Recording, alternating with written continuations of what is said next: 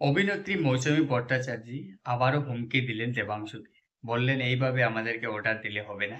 আমরা যে পেরেছি, আমরা তাকে হেল্প করার জন্য, মদদ করার জন্য আমরা আপ্রাণ চেষ্টা করেছি। যতটুকু পেরেছি, জল থেকে শুরু করে খাবার তক আমরা যা পেরেছি তাই দিয়েছি।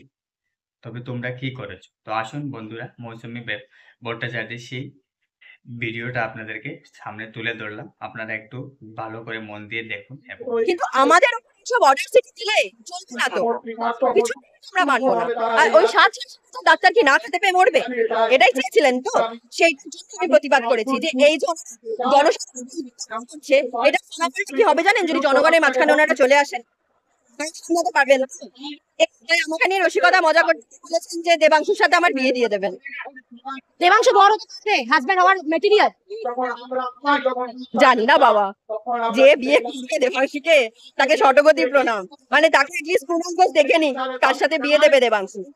ভিউয়ার্স, তোমাদের এই ভিডিওটা কেমন লাগলো? মৌসুমী ভট্টাচার্য আজকে ফের দেবাংশুকে যা বললেন তা নিয়ে আপনারা কি মন্তব্য, আপনারা কি ভাবেন একটু কমেন্ট করে অবশ্যই বলবেন। ভিডিওটা ভালো লাগে একটা লাইক দিতে অবশ্যই ভুলবেন না। আমার চ্যানেলে যারা যারা নতুন আসেন সবাইকে অনুরোধ করছি আমার চ্যানেলটাকে যখন সাবস্ক্রাইব করে রাখেন তাহলে আগামী দিনে আমার এই সব আপডেট নিউজ হোক বা অন্যান্য এন্টারটেনমেন্ট পারপথে সবাই ভিডিওগুলো আপনাদের কাছে সবার প্রথমে সবার আগে যাবে। তাহলে আপনারা সেই ভিডিওটা উপভোগ করতে পারবেন।